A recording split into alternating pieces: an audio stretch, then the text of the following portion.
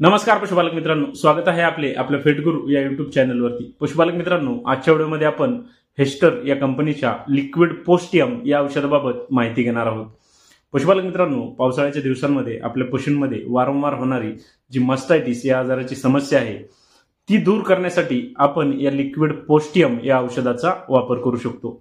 पशुपालक मित्रांनो, या औषधाचा वापर आपण आपल्या पशूंची ज्या ठिकाणी आपण दूध काढतो त्यानंतर या औषधाच्या माध्यमातून आपण आपल्या पशूंचे जे सड आहेत ते त्यामध्ये बुडवून घ्यायचे।